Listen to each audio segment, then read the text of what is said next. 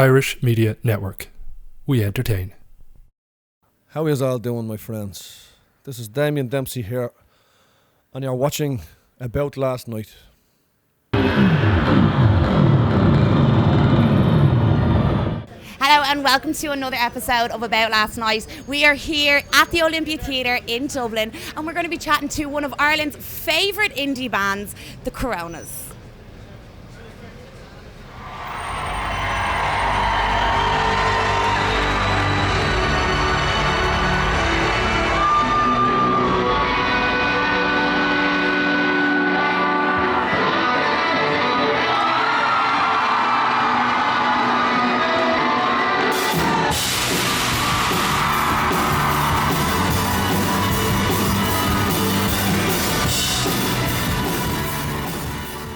Hello, and please welcome two of the members of Coronas. Hello. Hey, how are you? Hey, how's it going? You alright? Good. I was just complimenting on your suntans. These are looking very, very sun-kissed. But you've been travelling, touring over Australia, America, Canada.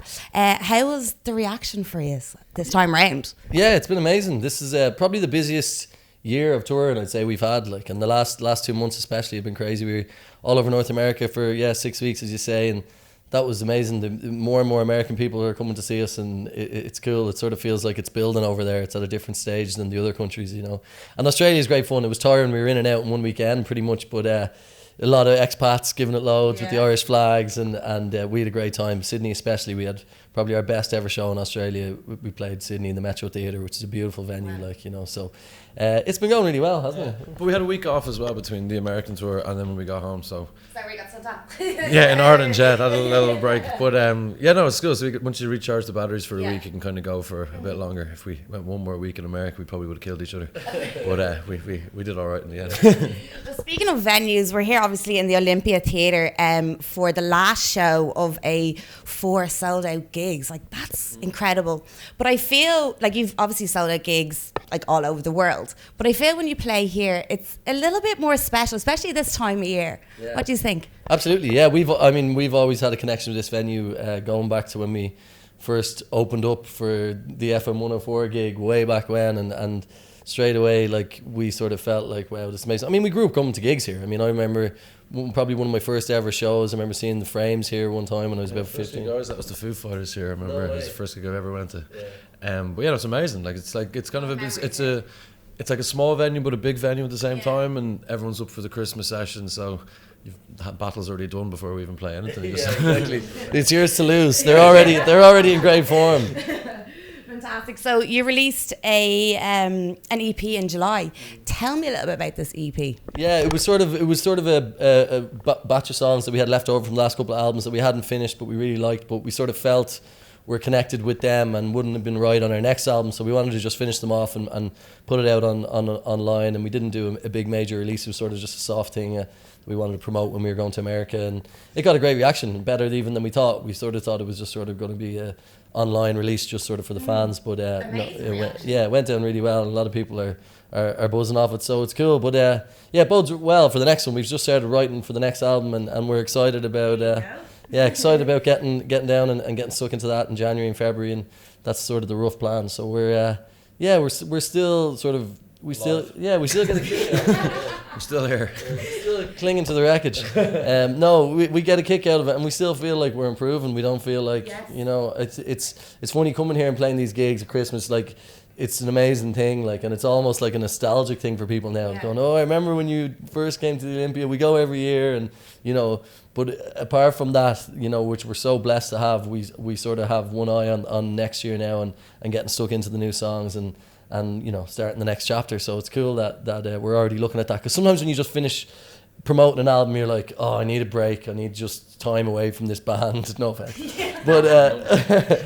but this time we sort of have, I don't know, a bit of renewed vigor, I suppose, and I'm not really sure why. I think that's because it's going well in America maybe, and things are happening, and I suppose it's just because we have a couple of tunes that we think are good, and that always gets us going. We've started writing a few songs, and when we're looking at each other going, that's pretty good, isn't it? Then you're sort of, the whole vibe gets better, and easier. Did you ever think, starting off when you did, very young, that you'd be here doing what you do, and do you know what I mean? Yeah, I mean, no. The short answer, no with a but. But like, you know, I mean, I always loved music. Obviously, I grew up around it with my mom, so I remember coming here, you know, and seeing her shows here when I was only a young fella. But I don't think it ever really crossed our minds, I suppose, until we got into college and we started playing music, and Dave joined the band and we started taking it a bit more seriously, and sort of things started to happen. And then you sort of set little goals, like we always wanted to play at Oxygen was the festival then. It's like, if we get on the bill, even the second stage at Oxygen, that'll be amazing. Like, and then we did that, and then it was like, oh, do you know, it'd be cool if we got to headline the second stage, say. And then we did that, and it was like, okay, it'd be cool to play the main stage, Electric Pink or whatever it is. So the goalposts always change, but like here, I mean, if you're a band from Dublin, getting to play the Olympia is the pinnacle anyway. You know, it doesn't matter what size you are or whatever, you know. So we've been blessed that we're like part of the furniture nearly at this stage. We've been back in every... walking around here, there's like a big poster of like one of our gigs in, was it 2011 or something? And then there's another poster somewhere else on the wall. Oh, Jesus, lads, we've been here a while, haven't we? So it's great, like, it feels like we're... And even all the crew and all as well, like even the house security and everything, everyone... Yeah, it is, and everyone's just really cool. Yeah, and so it's nice to feel like, you know, we, as you say, we've been on the road for so long. It's nice to just come home and have these amazing gigs and just enjoy it, like, you know, not really be nervous or anything. We love yous coming home. Yeah. We do. We really do. So, also, 2019, as you said, obviously you're writing an album, but anything else you want to tell us that's happening? Yeah, we have a huge gig, our biggest gig of the year, we just announced in Cork, and we have the amazing Sigrid on the bill, which we're so excited about. And All Twins are on the bill, and Lara just saw downstairs, the guitar player from the All Twins is downstairs. But delighted like to have them on the bill, and that gig is going to be our biggest gig the whole year. We're not going to do a big Dublin show this summer. We're sort of going to do these Olympias, maybe do a few smaller ones later in the year, but the plan is to release an album later in the year, and then 2020 hopefully will be really busy for us, like, you know. So yeah, after the summer next year there's going to be a lot of touring in Europe and stuff as well, so it's all go. We still don't have to get a real job yet anyway, so we're alright. What would that real job be? God. I don't know. This is work. Any cameraman job's going, yeah. So come here, look, obviously we wish you all the best, lads, and we'll be following your journey for the next couple of months.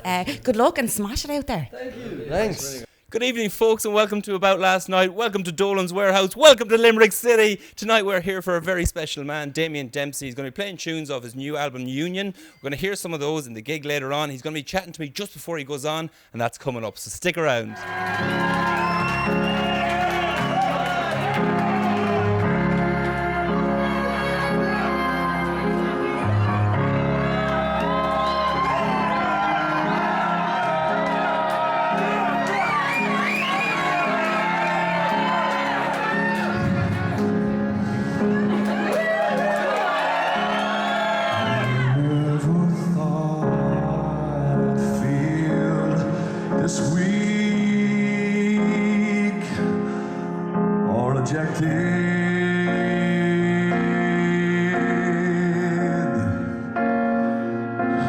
But I just know it's gonna pass. I hope and pray that it won't last. Welcome back, folks, and Damien Dempsey. Welcome to About Last Night. Good to meet you. How are things? Nice to meet you, brother. Yeah, same as that. Go on, hop straight into it. No bother. Just released a new album, Union. Very collaborative album. I'm always really interested, right? So it's many moving parts in the process. So you're writing new songs, you're re-recording old songs with new artists. Then the whole production process happens, and now you're out gigging. What do you enjoy the most in that process? I enjoy, like, if you know, when you come up with something, say like the song I wrote with Maverick Sabre. When you come up with something fresh and it's new and it's just it didn't exist, like, you know, 2 weeks before that, you know, that's a great buzz, you know. And when people react to it, then, you know, like they're reacting to the song and they seem to all love it, you know, and they're all going, yeah, me ma's like the water, or, you know, me uncle was like the water, or, you know, my old coach was like the water, or something like that, you know. That's a great buzz, but there's nothing like the live buzz, the live shows. The live shows are where it's at, you know.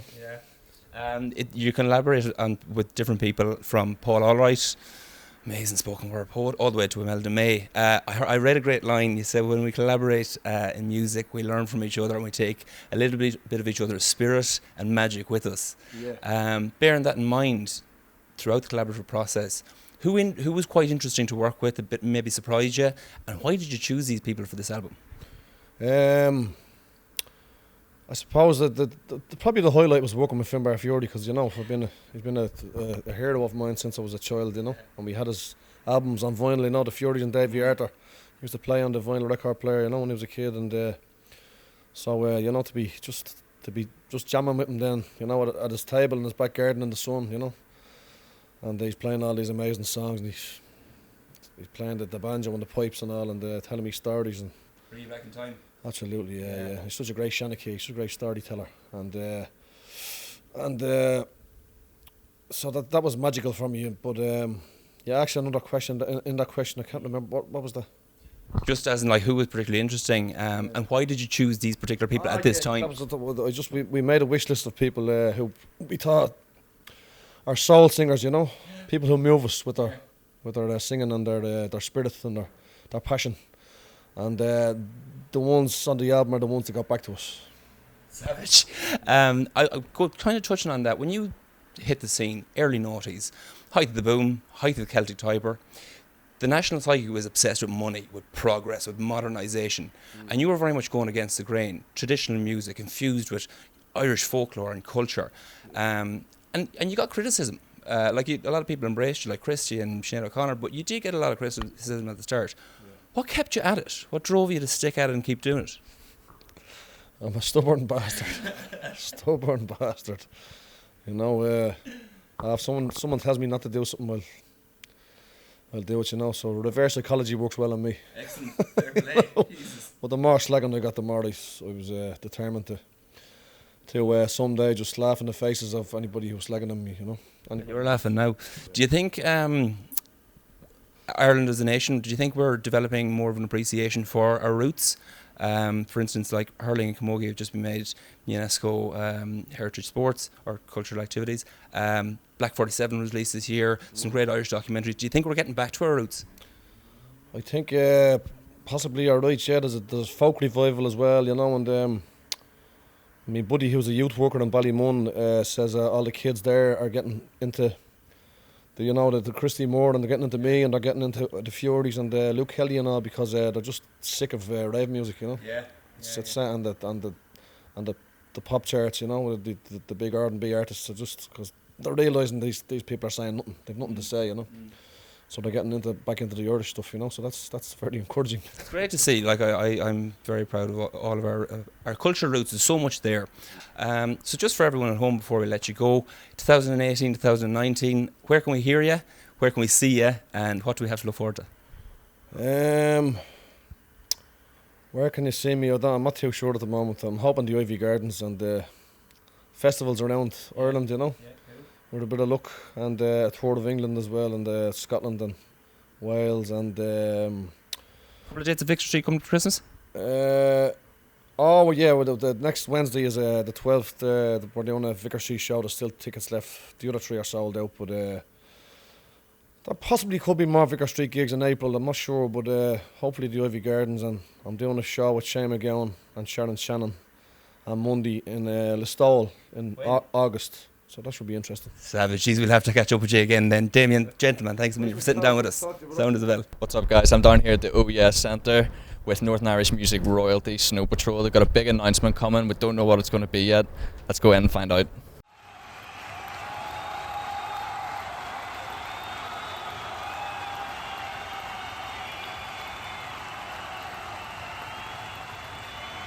The MetLife Stadium in New Jersey. This is the home of the Giants and the home of the Jets and the home of many other sports teams. I think it's the biggest stadium on the tour.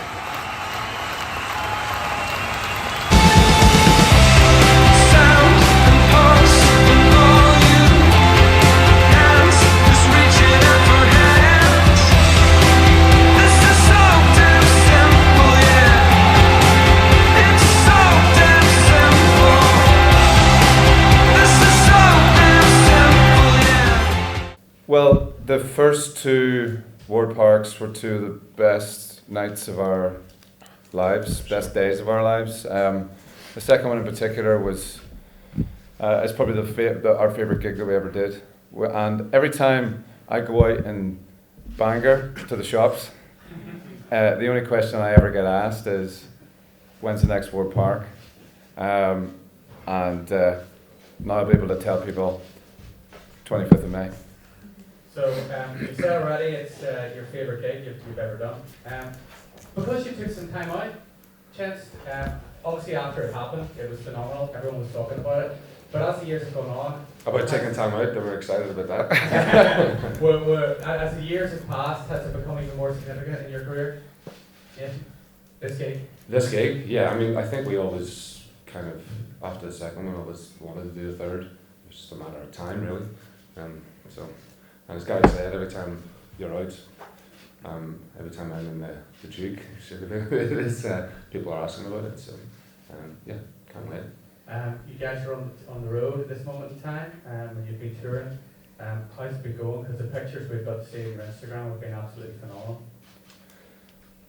Yeah, there was the first gig of the tour on Wednesday night in Newcastle, and it's the best show we've ever put on. Like the staging, the lighting. Our lighting director, Davy Sherwin, who's from Cullybackey and been with us for 20 years. And we give him the nickname Job for Life, and that's for a reason. He's the best at it. He's just the best lighting director in the world, and it's the most extraordinary show we put on. So it's really, really exciting. Award-winning? Award-wanting. He's award-wanting. You know, it's yeah. So we can't wait to put it into the SSE Arena tonight in Belfast and tomorrow night. You know, can't wait. Well, that's it for another episode of About Last Night. We really hope you enjoyed our chats with the Coronas, Damien Dempsey, and our feature of Snow Patrol. Don't forget to like and subscribe to our channel, and we'll see you guys next week.